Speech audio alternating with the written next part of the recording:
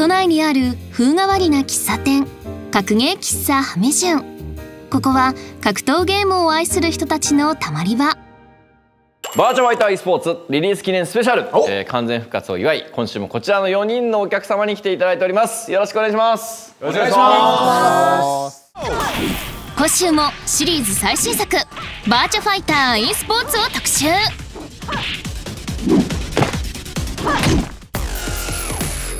1人目のお客様は池袋沙羅選手。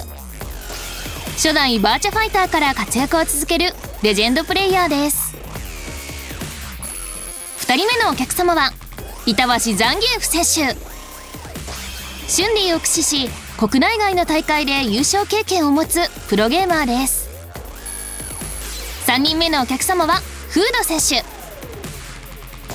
セガ公認のスタープレイヤーにもなった実績を持つプロゲーマーです。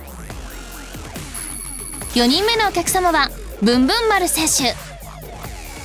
バーチャ人気を牽引してきた最強ウルフ使いのトッププレイヤーです。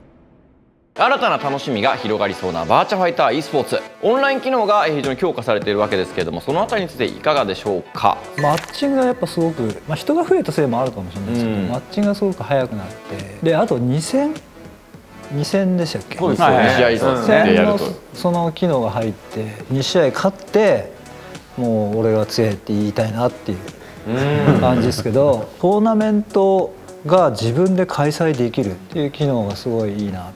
身内でねやる分にはすごい楽しいなと思いました。2先をランクもやった後に待ち受けでトレモするっていうすごい今風なことがバーチャでできるって、そっか、当時やっぱ考えられなくて、今風のフォーマットがバーチャファイターに適用されてるっていう事実が当時を知ってる身からしてみたら感慨深いなっていうのは。10年の時を経て、そうですね。自分の周りとかでもやっぱトレーニングモードでどうこうするっていうのが今思うとあんまりなかったなっていうところがあるんですけど、今風なことをバーチャファイターでやってるっていうのが自分の中で結構刺さってますね。ランクマッチの快適さみたいな、快適というかネットワークの快適さみたいなのを感じたりします。いやそうです、もちろん快適ですし、もう対戦相手バンバン当たるし、いつやめるんだってなりますね。いつやめるんだって、ランクマッチやめ時分かんないっていう、もう電源消すタイミングがもう全く分からなくなります。気づいたら3時間ぐらい経ってるからね。そうですね、もう3時間みたいな。ああ分かる。配信しながら遊びやすいんですよ。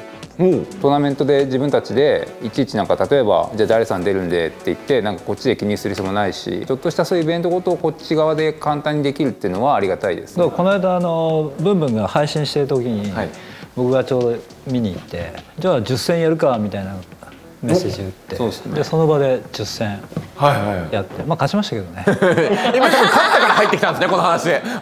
言いたいだけじゃないですか。そんな感じでその10先のモードとかもあるんで、そういうのはいいなって思います。いいなと思ったのは、メニュー画面、トレモやるとか、オンラインやるって画面のところにバーチャモニターみたいなのがあって、あれで文字合いが垂れ流されてるんですよ。あれはいいなって、あれ他のゲームにも入れてほしいなって思うぐらい。確かに俺もメニュー画面が一番感動しました。昔懐かしの VFTV みたいな。そうです。あんま変わってないってなるかもしれないですけど、そこは本当にやっぱセガっぽくて先行ってるなって。それこそ雑談配信とかバーチャやった時もあの画面流しときゃとりあえずいいんですよ。成立はしてますもんね。そうなんですよ。なんであれはすごい他のところも取り入れてほしいなと思ったぐらいいいシステムだなと思いました。知り合い出てきたりするとね、ちょっと嬉しいよね。自分の試合流れたりとか流れたりするんですよね。これいいな。あとは僕はサラ使ってるんで、サラの対戦が流れたりするとちょっと見てね、こんな連携あんだみたいな参考にもなりますよね。それ他のゲームでも確かにやってほしい。やってほしいですね。ただ捨てゲーとかも多分相当減ると思います。だって流れちゃう可能性もあるんで。それだ。いやそれだわ。抑止も多分相当強いですね。見せしめになるんだあれ。ゲーセンでもよく流れてますもん。自作してる人とかよく流れてます。当時流れてましたね。モニターで延々バックステップして落ちてくやつ。そして早くも公式大会の情報が流れております。どうでしょう、その大会について。まず池袋沙羅選手からはですけど。この間エントリー抽選エントリーみたいなのやってましたよね。とりあえず申し込みはしましたね。大会があるんであればガンガン参加していきたいなと。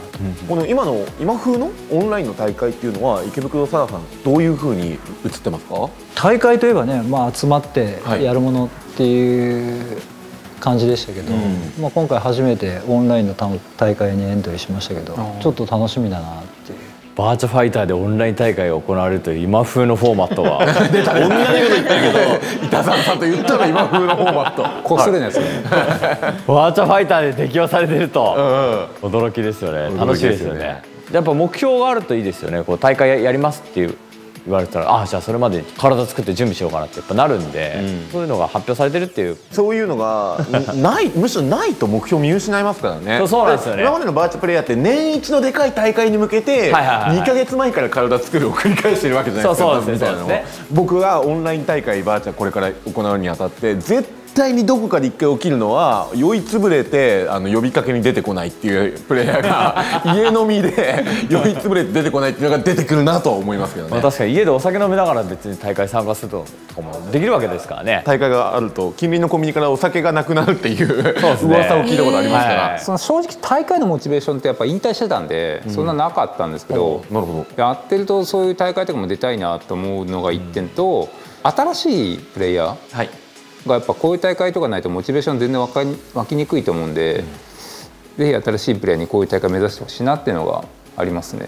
さっき言ったね、それこそゲーセンでやってた頃の新しいやつに対するなんかその強いあたりじゃないですけど、やっぱ強い人出てきて新しく出てきてくれた方が面白いんで、純粋にそういうプレイヤーが出てくることに本当期待したいですね。どっちかって言ったらなんかセガさんがどんぐらいバーチャファイターで人来るのみたいなのを確かめる大会なのかなって思ってて、俺的にはやっぱバーチ6やっぱやりたくて出してほしいんで、これが盛り上がると多分バーチ6が出る可能性ってすごく上がると思うんですよね。次につなげれるような大会になってくれたらいいなとは思ってますね。あとルールちょっと気になりますよ。ルールと言いますと、やっぱバーチャ勢って、オンラインとか不慣れな人とかもいっぱいいると思うんで、ある程度ちゃんとルールしっかりしてないと辞退者が結構出てくるんじゃないのかな確かに0回戦がすごいことになりそうですね1回戦に行く前のね、手前のなんなら途中でそう離脱が結構あるんですよ。いやマジで途中離脱はねあると思うんですよね。競技 e スポーツ的ななんかリテラシーが低いとなんかそうなりがちですよね。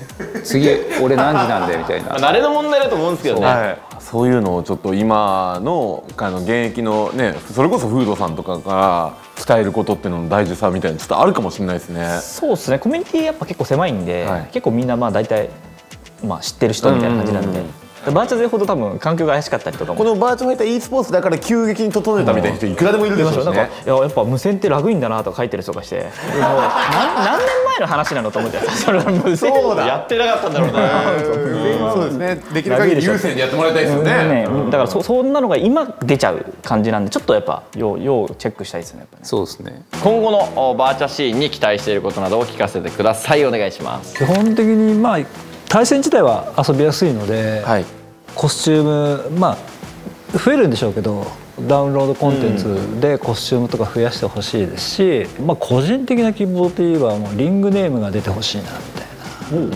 PSID ではなくて、ではなく池袋サラとかブンブン丸とかフードとか、そういえばそうですね。アルファベットだと誰が誰だかよくわかんないですよね。僕老眼なんでちっちゃい字見えないんですよ。そういう問題ですか。だからやっぱ日本語でこうボンと出してほしい。新しいタイトル生まれるってことは新しいシーンが生まれるということなんで、楽しみですよね。もうどうなるかってちょっとなかなか読めない新勢力とかも出てくると思いますし、例えばキャラクターの強さの分布とかも、多分ちょっと変わってくるんじゃないかなって想像はしてます。ここに来て変わってくると面白いですね、あったら。だから読めない展開を楽しみにしていきたい。あとは周りで、みんなで盛り上げていくという姿勢もやっぱり大事というか、温めていきたいなと思ってますね。バーチャ6お待ちしてます。ですよね。新作ですよね。FS ベースのゲームでこんだけ新しく遊んでくれる人が増えたっていうイコール、じゃあ6出していいんじゃないのっていう流れになるのがやっぱ理想というか、その僕らの希望のなんかゴールというか、ぜひ頑張ってちょっと6作っていただけると嬉しいなと思いますね。そう思いますね。e スポーツとちょっと離れてるんですけど、山岸さんが結構中心となってこれを盛り上げてくれたら個人的にはすごい楽しくて嬉しいなとは思いますね。ちょっとこのご時世にちょっと合ってないタイプなんですけど、コミュニティの中心にはいますからね。そうなんですよ。やっぱりバーチャ勢ってちょっと変わってるとか面白い人が多いってこうあると思うんですけど、それってやっぱ山岸さんがこうの存在だったと思うんで、俺はなんか頑張ってほしいなっていう風に、なんだ世界が推してくれたらもう理想だなと思ってるぐらい。そうですよね。今回のハメジュンカップ3位決定戦は1本選手、決勝戦は2本選手で行います。優勝者にはトロフィーとオリジナルグッズを贈呈。先週の1回戦第1試合では池袋空選手とブンブン丸選手が激突。フルセットの末ブンブン丸選手が勝利しました。第2試合では板橋ザンギエフ選手とフード選手が対戦。板橋ザンギエフ選手が序盤にラウンドを先取し、そのまま押し切り見事勝利しました。その結果3位決定戦は池袋沙羅選手 vs フード選手、決勝戦はブンブン丸選手 vs 板橋ザンギエフ選手となりました。まずは一本選手での3位決定戦、池袋沙羅選手 vs フード選手。頑張ります。あれなんかキャラが変わりましたかね。いやー、周りにもブンブン丸に負けたのが悔しくて、もう夜も眠れないっす。まだ夜来てない。まだ夜来てないんですけどね。これからビリにならないように頑張ります。そうですね、先日、子供が生まれたばっかで、言うたらうちの子供からしたら池澤さんおじいちゃんみたいな感じだと思うんで絶対負けないように父親の威厳を出したいなと思ってます。酸欠という名のビリ欠ですからね、これ。プレッシャーかけていきます。4人の戦いだから俺ら超安心してたもんね今。そうですね。ビリではないですよ。さあダブルジョイントパット。あれコパンでこれ最近池袋沙羅といえばチビタとの試合があったということで、イオン戦は温まってる可能性ありますよ。後ろで避けて側面からここはしっかりとガードして天心走攻守、後ろ投げ非常に火力がある。いやフルの刺さら状況は池袋沙羅リードだぞ。うわーだけだ、衝動蹴った。多分ねフラミンゴ見ちゃうと吉見さんに絶対勝てないんで。確かに。全部の対応無理だからな。しっかりと避けて成功先から攻守対、そしてコンボを決めて側面投げまでのセット。そしリング位て置を気をつけないといけない。大ダウンエクセレント。寝っぱなしを警戒しましたね、しっかりと。リオも非常に手数があるキャラクター。連携強力だぞ。上段をしゃがんで、そしてここは選球体、足元崩した。ここもしっかりと攻守体からコンボを決めて、攻守体からそして登山はしっかりと抜けています。リング際危ないぞ。しっかりガードしきって KK、 さらに受け身取らないことを読んで出てこいまくった。寝っぱなしに痛いおしょき。婦人からの大ダウンというフルコース。池袋さんどうですか。しゃがんでいる。やはりこの上段しゃがんだというところに関してはさすがのフード。前尻尾からのコンボを決めてガード崩しに行きましたが、ここはしっかりと避けて側面投げにつないで池袋沙羅。下段ゲージさばきが見えていた。怖い。どうなる。いやー、そして満中年間集。ありがとうございます。勝者フード。おめでとうございます。世代を超えて対戦できるっていうのはバーチャの魅力なのかなと思うんで、ぜひなんかいろんな人がこの世界に来てくれたらいいなと思います。子供を出すのは卑怯だと思いますこんなもんですかね。またなんかね、オンラインで会ったら対戦したいなと思います。ぜひお願いします。お願いします。第6回ハメジュンカップ決勝戦、日本選手で板橋ザンギエフ選手とブンブン丸選手が激突です。ウルフは結構手数で押されると苦しいかなっていうのがあるんで、もう一気にアグロ戦法でいこうかなと思ってます。じゃあ対応型でいきたいかなと。受けて出すぞと。まあそんなうまくいかないんですけど。はい。壁がない、広い方向に行くとリングアウトがあるという、盛りだくさんのステージ。これシュンすごく嫌なステージなんですよね。あ、そうなんですね。逆にウルフが強いっていう感じなんで、位置的にはちょっとウルフ有利になってます。ここは抜けるキャッチから入ってねえ、なんかサンさんなんか入んじゃない。中盤からアッパー避けて抜ける。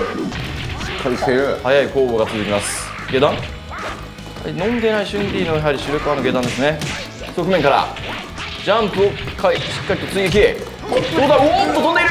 だがまだ残ってるぞ。うわー、ヒット残った。どうなる、ロードロー。うわー、高さなんだこれ。 7杯。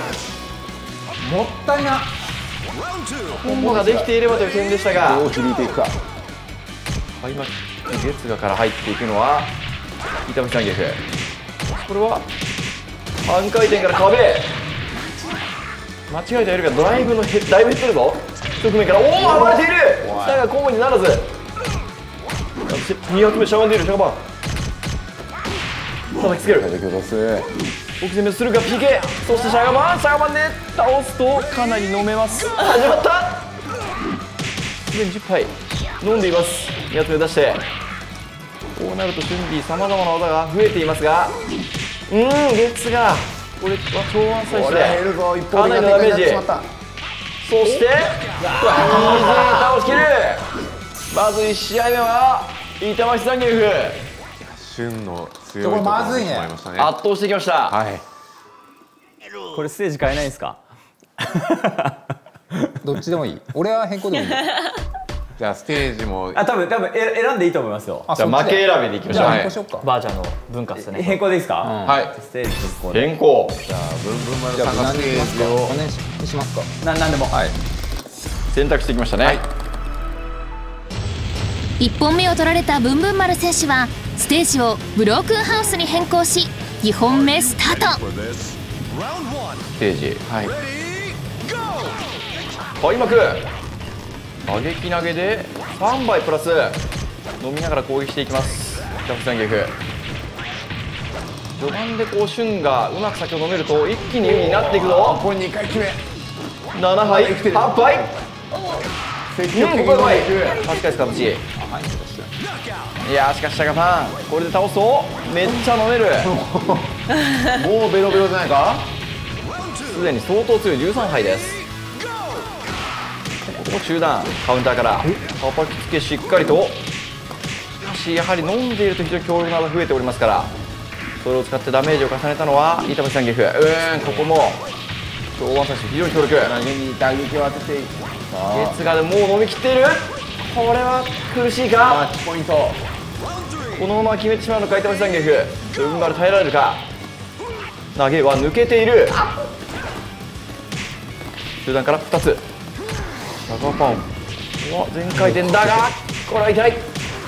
壁際芸段が全て痛くなる。苦しい。いやー、側面からいやー第6回ハメジュンカップ優勝板橋ザンゲフ。おめでとうござい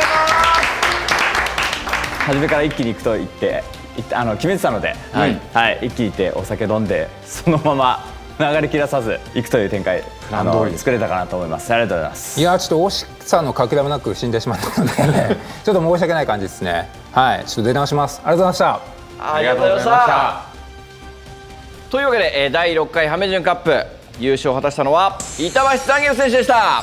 板橋ザンゲフ選手には後日優勝トロフィーと、そしてこちらこれね、バーチャファイターのグッズが、目録ということで想定させていただきたいと思います。はい、おめでとうございます。おめでとうございます。では、お疲れ様でした。はい、優勝おめでとうございます。ありがとうございます。ありがとうございます。ありがとうございます。格ゲーマーユニットプロジェクト仮。今週はダンサーの丈太郎選手に密着。今日はとある場所の屋上なんですけど、僕がいつもゲームやって僕の友達とかみんなが集まる秘密基地です。普段ゲームの練習をしているという屋上のペントハウス。最近そのガスを通してですね、料理もできるようになって、もうこれもスピーカーですし、音楽僕は日本語ラップめちゃめちゃ聴きますね。ここはもう完全に僕の聖域ですね。もう全部ここです。